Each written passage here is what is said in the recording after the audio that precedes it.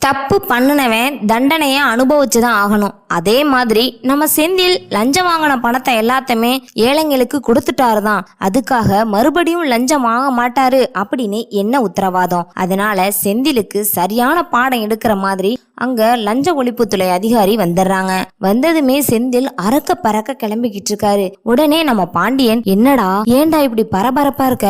அப்பா, என்கிட்ட லஞ்சம் வாங்கின பணம் எல்லாம் கொஞ்சம் கூட இல்லப்பா, ஆனா லஞ்ச ஒழிப்புத்துறை அதிகாரி வர்றாங்களாமா அப்படின்னு சொல்றாங்க.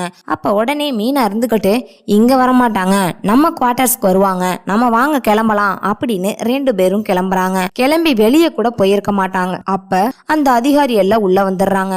வந்து செக் பண்ணணும் உங்க வீட்டை அப்படின்னு சொன்னதும் செந்தில் சொல்றாரு, சார் நான் இங்க இருக்கல, நானும் மீனாவும் அங்க குவார்டர்ஸ்ல தான் இருக்கோம் அப்படின்னு சொல்றாங்க.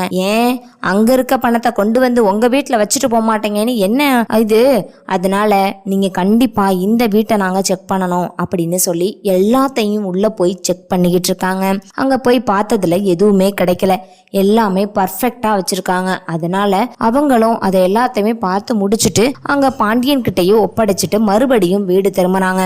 அங்க குவார்டர்ஸ்க்கு வந்து செக் பண்ணணும் அப்படின்னு சொன்னதும் நம்ம செந்திலுக்கு கை கால்லாம் உதறுது. அண்ணே, நீ தான் பணத்தை எல்லாம் ஏழைங்களுக்கு கொடுத்துட்டி, அப்புறம் எதுக்குன்னே பயப்படுற அப்படின்னு சொன்னதும், இல்லடா பணத்தை ஏழைங்களுக்கு கொடுத்துட்டேன்னா, ஆனா எனக்கு கொஞ்சம் ரொம்பவே பயமா இருக்கு அப்படின்னு சொல்றாங்க. அண்ணே, இதுல பயப்பட ஒன்றும் இல்லைண்ணே, நீ கண்டதை போட்டு மனசுல குழப்பிக்கிட்டு இருக்காதனே அப்படின்னு சொல்றாங்க.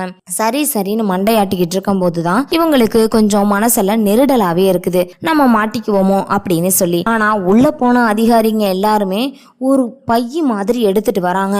எடுத்துட்டு வந்து செந்தில் முன்னாடி கொட்டுனா அந்த பையில இருந்து கட்டுக்கட்டா பணம் கீழே விழுகுது. இத பார்த்ததுமே ரொம்ப பயந்து போயிடுறாரு செந்தில். இந்த பணம் ஏது அப்படின்னு அவங்க கேட்டதும், சார் இந்த பணம் எப்படி வந்துச்சுன்னு எங்களுக்கு தெரியாது அப்படின்னு சொல்றாங்க. இங்க பாருங்க, நீங்க இந்த வீட்டுக்கு சொந்தக்காரவங்க, உங்ககிட்ட தான் சாவி இருக்கு, இந்த வீட்டில் உங்களை தவிர வேற யார் வைக்க முடியும் அப்படின்னு சொல்லி கேட்டதும், அதாங்க சார் எனக்கு ஒன்றும் புரியல அப்படின்னு சொல்றாங்க. அந்த நேரத்தில் நம்ம ஜனார்த்தனன் ஃபாஸ்டா வராங்க. வந்ததுமேன்ட்டு, சார் அதை நான் சொல்றேன், மாப்பிள்ள கொடுக்குற சம்பளத்துல வீடு கட்ட முடியாது அப்படின்னு சொல்லி லஞ்சம் வாங்குறேன் மாமான்னு சொன்னாரு. நானும் இவதெல்லாம் ரொம்ப தப்பு மாப்பிள்ள, வாங்குனா பின்னாடி பிரச்சனை வந்துடும் அப்படின்னு சொன்னேன். ஆனா அதெல்லாம் கேட்காம, அதெல்லாம் வராது நான் பாத்துக்கிறேன் வந்தா அப்படின்னு என்னையவே லஞ்சம் வாங்குன்னு சொன்னாரு. அதுக்கப்புறம் லஞ்சம் வாங்கின பணத்தை என்கிட்ட கொடுத்தாரு. மாமா, என் வீட்டுக்கு ரைடு வரும், நீங்க வச்சிருங்க, இந்த பணத்தை நீங்க வச்சிருக்கிறது தான் சேஃப்டி, நான் வச்சிருந்தா அது சேஃப்டி கிடையாது அப்படின்னு சொல்றாங்க. என்ன சொல்ற?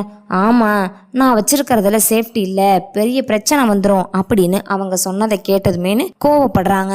கோவப்பட்டு அமைதியா இருந்தது ஒண்ணுமே சொல்ல முடியாம அமைதியா இருக்கும்போது ஜனார்த்தனன் சொல்றாரு, சார் இந்த மாதிரி ஆளெல்லாம் அப்படியே முட்டிக்கு முட்டி தட்டி போலீஸ்ல பிடிச்சு கொடுக்கணும் அப்படின்னு சொன்னதுமேட்டு மீனாவுக்கு இங்க கோவம் தாங்க முடியல. இருந்தாலும் அத்தனை பேத்து முன்னாடி என்ன பண்றதுன்னு தெரியாம முழிச்சுக்கிட்டு இருக்காங்க. அதுக்கப்புறம் அந்த ஆபீசர் எல்லாரும் ஃபோன் பண்ணி அங்க இன்ஸ்பெக்டருக்கு தகவல் சொல்லிடுறாங்க. அவரும் அங்கிருந்து வந்ததும் இங்க இவர்கிட்ட விசாரிக்க வரல, ஸ்ட்ரைட்டா ஆதாரமே இருக்கு, கட்டுக்கட்டா பணம் நம்ம கண்ணுக்கு முன்னாடி இருக்கு. அந்த பணம் எப்படி வந்துச்சுன்னு கேட்டா அதுக்கு பதில் சொல்ல தெரியல. அப்ப இது எல்லாத்துக்கும் காரணம் இவங்க தான் அப்படின்னு அவங்கள அரெஸ்ட் பண்ணிடுறாங்க. அரெஸ்ட் பண்ணி கூட்டிட்டு போனதும் அப்படியே மூஞ்சியில கூட முழிக்க முடியாம தலையை தொங்க போட்டுட்டு போறாங்க. அக்கம் பக்கத்துல இருந்த எல்லாருமே வந்து செந்தில் வீட்டு முன்னாடி நிக்கிறாங்க. என்னப்பா, இந்த பணத்தெல்லாம் எதுக்குப்பா அவங்க அண்ணனை அரெஸ்ட் பண்ணிட்டு போறாங்க அப்படின்னு கதிர்கிட்ட கேட்கவும், கதிர் சொல்றாங்க, இல்ல அண்ணனோட ஆபீஸ்ல யாரோ லஞ்சம் வாங்கினாங்களாம், அதுக்காக அண்ணனையும் விசாரிக்கணும்னு கூட்டிட்டு போறாங்க, வேற ஒண்ணும் இல்ல அப்படின்னு சமாளிக்கிறாரு. என்னப்பா, எங்க கிட்டயே சமாளிக்கிறியா? உங்க அண்ணன் லஞ்சம் வாங்கிட்டதா ஊருக்கே தெரியும், நியூஸ் பேப்பர் கொண்டு வந்துரும். எப்படியோ பாண்டியனோட புள்ள ரொம்ப தர்மம் பண்ற நல்ல பிள்ளையா இருக்கும்னு சொல்லிக்கிட்டு இருந்தாங்க. ஆனா அது எல்லாமே ஒட்டு மொத்த பொய்யாயிடுச்சு. அப்படிதானே?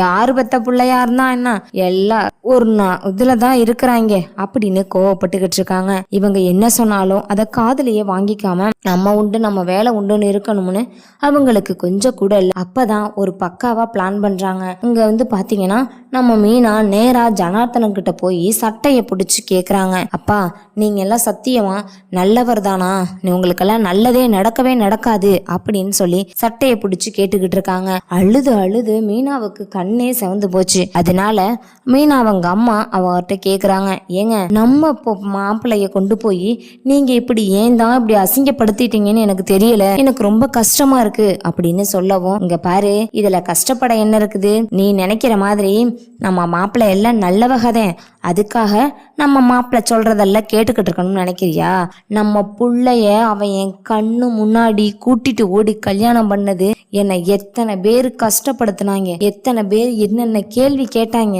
இதெல்லாம் எனக்கு அப்படியே அம்பிட்டு ஒரு கஷ்டமா இருக்குது, உனக்கெல்லாம் சொன்னா என்ன தெரியும், இதெல்லாம் நான் இவன் மேல உள்ள கோவத்தை எப்படியாச்சும் வெளிக்காட்டணும், இவன் எல்லாம் ஒரு ஆளா, இவனை எப்படியாச்சும் தம்சம் பண்ணணும் அப்படின்னு நினைச்சுக்கிட்டு இருந்தேன். இப்பதான் எனக்கே நிம்மதியா இருக்குது.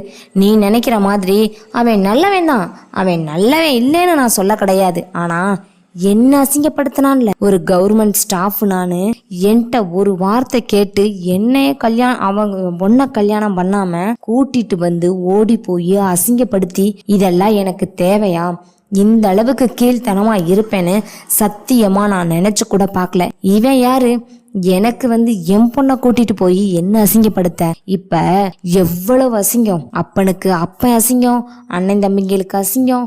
இந்த ஒரு நாளுக்காக தான் நான் இம்புட்டு வருஷமா காத்துக்கிட்டு இருந்தேன். இவங்களுக்கெல்லாம் வாயில சொன்னா புரியாது, அதனாலதான் பட்டு திருந்தட்டும்னு நான் விட்டுட்டேன், பதிலுக்கு பதில் அப்படின்னு சொன்னதும், ஏப்பா பதிலுக்கு பதில் பண்ணிட்டீங்கன்னு ரொம்ப பெருமையா இருக்கீங்களா, ஆனா யார் மருமகன்னு சொல்லுவாங்க, உங்க மருமகன் தானே சொல்லுவாங்க, அது ஏன்பா உங்களுக்கு புரிய மாட்டேங்குது. இங்க பாருமா மீனா, நீ வேணும்னா அவனை மன்னிச்சு ஏத்துக்கலாம், ஆனா என்னால ஏத்துக்க முடியாது. வெளியே சிரிச்சுக்கிட்டும் உள்ள 1000 வழிய அனுபவிச்சுக்கிட்டும் இருக்கிற எனக்கு தான் தெரியும். உனக்கு என்ன, நீ ஒரு பொம்பளை பிள்ளைய பெத்து 20 வருஷமா வளர்த்து கவர்மெண்ட் வேலை வாங்கி கொடுத்து கஷ்டப்பட்டு நீ வச்சிரு, அதை எவனாச்சும் ஈஸியா வந்து தட்டிக்கிட்டு போவானா, அந்த ஒரு கவலையும் அந்த ஒரு டென்ஷன் ப்ரெஷர் எப்படி இருக்குங்கிறத நீ உணர்ந்தேன்னு வச்சுக்க, இந்த அளவுக்கு நீ உன் புருஷனுக்கு சப்போர்ட் பண்ண மாட்ட. என் புள்ளனா ஒண்ணு, மத்த புள்ளனா ஒன்னா, கண்டிப்பா முடியவே முடியாது. என்னோட கஷ்டம் அவனுக்கு கண்டிப்பா என்னைக்கா இருந்தாலும் வரும். அப்ப அவன் என்ன நினைப்பான், நம்ம பண்ணது ரொம்ப தப்பு அப்படின்னு, இந்த அளவுக்கு இவன் எல்லாம் கீழ்த்தனமா இருப்பான் அப்படின்னு நான் நினைச்சு கூட பார்க்கல. யாரு எப்படி போனா எனக்கு என்ன வந்துச்சு, நான் ஒன்னே ஒன்று மட்டும் முடிவு பண்ணிட்டேன், என்னை எதிர்த்தவன் உயிரோடையே இருக்கக்கூடாது. என்ன பண்றது, என் புள்ளைய கட்டிக்கிட்டானே அப்படிங்கிற ஒரே காரணத்துக்காக தான் அம்புட்டு நாள் அவனுக்கு வேலை வாங்கி கொடுக்குற மாதிரி கொடுத்து அவனை அசிங்கப்படுத்தி அந்த வேலையை விட்டு நிப்பாட்டணும்னு நான் நினச்சேன். நான் நினச்ச மாதிரியே பண்ணிட்டேன். இவனை இதுக்கப்புறம் எந்த ஒரு கொம்பனும் சீண்டி கூட பார்க்க முடியாது. என் பிள்ளைய என் குடும்பத்தை எத்தனை பேத்து முன்னாடி வச்சு அசிங்கப்படுத்தணும், இதுக்கு எல்லாத்துக்கும் பழிக்கு பழி வாங்கிட்டேன் நான். இப்போ நான் நிம்மதியாக தூங்குவேன். நான் தூங்கியே ரொம்ப நாள் ஆச்சு. என் நிம்மதியை கெடுத்தவன் இவன் எல்லாம் நல்லாவே இருக்க மாட்டான் அப்படி இப்படின்னு ஜனார்த்தனன் ரொம்பவே கோவமாக பேசுகிறாரு. ஜனார்த்தனன் சொன்ன பதிலை கேட்டு அப்படியே உறைஞ்சு போய் நிற்கிறாங்க நம்ம மீனா.